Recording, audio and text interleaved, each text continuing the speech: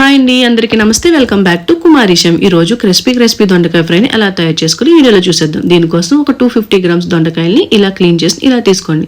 వాటిని ఈ విధంగా కట్ చేసి పక్కనైతే పెట్టుకోండి. ఇప్పుడు ఒక కడాయి పెట్టుకుని అందులోని 1 కప్పు ఆయిల్ అని యాడ్ చేసుకుని మనం ముందుగా కట్ చేసుకున్న దొండకాయలన్నింటినీ కూడా అందులో వేసుకుని గోల్డ్ కలర్ వచ్చే వరకు ఈ విధంగా ఫ్రై చేసుకోవాలి. ఇప్పుడు వీటిని అన్నింటినీ కూడా ఒక ప్లేట్లో సెపరేట్గా తీసేసుకుని సైడ్ అయితే పెట్టేసుకోండి. ఇప్పుడు అదే కడాయిలో ఒక 2 టేబుల్ స్పూన్ ఆయిల్ అనేది యాడ్ చేసుకుని ఒక 3 టేబుల్ స్పూను పచ్చి వేరుశనగలు వేసుకుని బాగా వేయించి వాటిని కూడా పక్క తీసుకోండి. ఇప్పుడు అందులోనే ఒక 2 టేబుల్ స్పూను శనగపప్పు వేసుకుని కొంచెం లైట్గా ఫ్రై చేసుకోండి.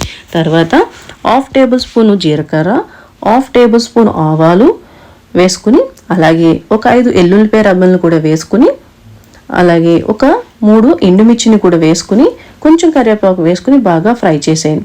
ఆ కరివేపాకు క్రిస్పీగా అయ్యేంత వరకు ఫ్రై చేసేయండి. ఇప్పుడు 1/2 టేబుల్ స్పూన్ పసుపు, 1 టేబుల్ స్పూను కారం, 1 టేబుల్ స్పూన్ సాల్ట్ వేసుకుని బాగా మిక్స్ చేసేయండి. ఇప్పుడు మనం ముందుగా ఫ్రై చేసి పెట్టుకున్న దొండకాయలను కూడా వేసేసి బాగా కలిపేయండి.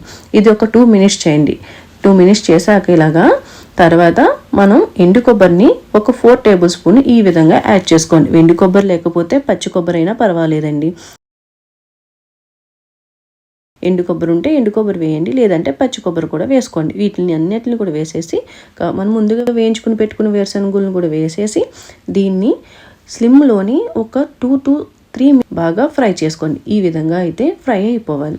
చూసారా ఎంత క్రిస్పీగా ఎంత బాగా ఉందో. అంతేనండి, క్రిస్పీ దొండకాయ ఫ్రై అనేది రెడీ అయిపోయింది. Thank you for watching this video.